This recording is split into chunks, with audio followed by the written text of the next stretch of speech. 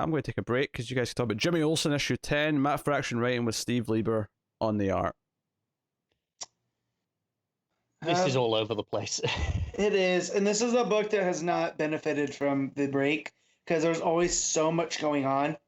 It was coming back every time I was getting into a section. I was like, oh yeah, this is what that thing was. So I think I don't think it's any worse than any other issue. I think the break has just hurt it a little bit. Yeah, but it'll be fine for the next couple issues. There's so much going on, and it jumps around so much. But to the point of this one is that you find out why Julian, his older brother, has put a target on Jimmy. And long story short of it, and Connor can get into the more the funnier details here and there, but the long and short of it is Julian's run out of money out of the vast Olsen family fortune by trying to preserve Metropolis. And that the final straw was when Jimmy accidentally destroyed the Metropolis Monarch. And in that, Julian's original plan was actually kind of smart in that as long as that stood where it was, Luthor couldn't get into the grid, right? To control people's water, power, Luthor internet. owned the land that was underneath it all, which had, all those infrastructural elements like electricity and, stuff like that. But because there was a cultural landmark there, he couldn't access them because they had to stick with the landmark. It was preserved. By destroying Jimmy opened it up for Luthor to be like, well, free reign, do what you want with your land now. That is now. And Julian doesn't like the idea of Luthor, because it still goes back to the Olsens versus the Luthors.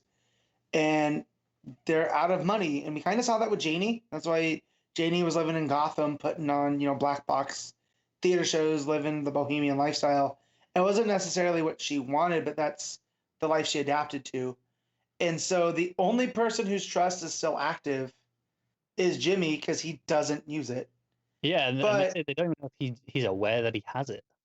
Right, and that as long as Jimmy's alive, they can't touch it. But as soon as he dies, Julian can access it. It funnels back into the family. The family, rather than the individual ones.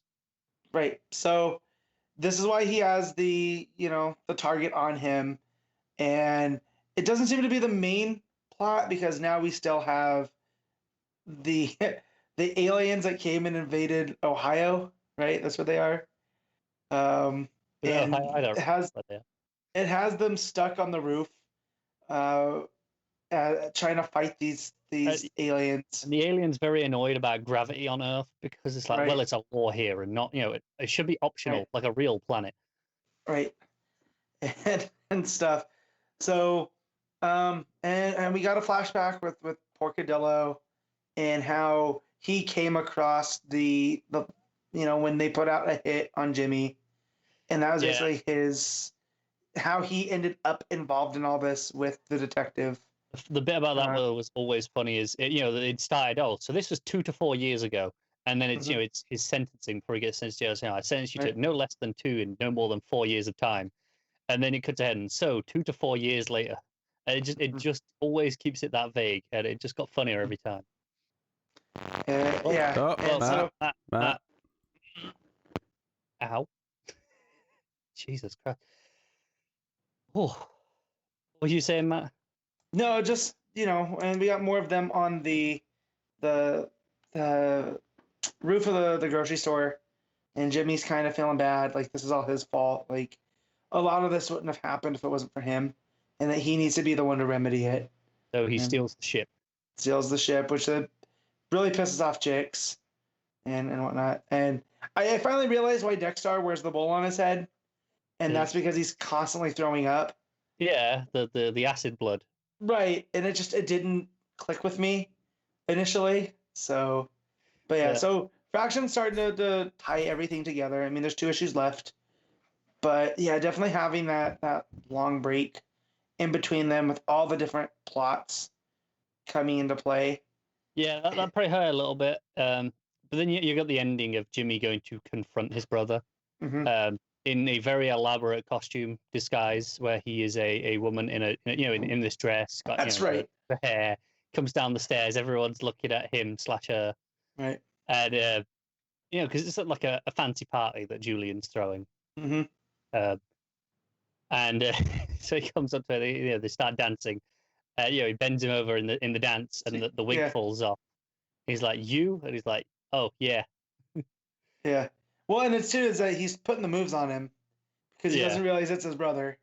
And so that was pretty funny. But yeah, it's still pretty good book. The art, Lieber's still solid. Like it's still capturing that Silver Agey vibe, but with a contemporary twist on it. Yeah, still very funny. Yeah, and it hit the spot. Like despite having some like remembering issues because it's so dense, it still felt good to read this again. Like I did miss it. Yeah, me too. So... And I'm really looking forward to that because as I was reading this, everything was coming back to me. So I feel like I'm in a pretty good place going forward. Mm-hmm. Like I would have been in the other issue. Right. So I think excited for the last two. Mm-hmm. Definitely. And I hope Fraction can stick around and do not necessarily the same thing, but something similar with maybe some other. I would love a blue and gold book from him. That would be fantastic. Like a blue and gold, or throw like a kind of a reunion of I Can't Believe It's Not the Justice League with him, and you have Kai in there and Mr. Miracle and I just think he leans himself to it. Matt, you're such a goddamn self-parody. I would like a book with Booster Gold, Blue Beetle. No, but he means that exact Justice Guy League. Gardner. But and that's a great Justice League lineup, and it's so fun to read. So I'd be all down for it. Yeah. Fire and Ice and who else was there? There's a couple more. It was definitely a C-level Justice League team. Elongated Man was there too.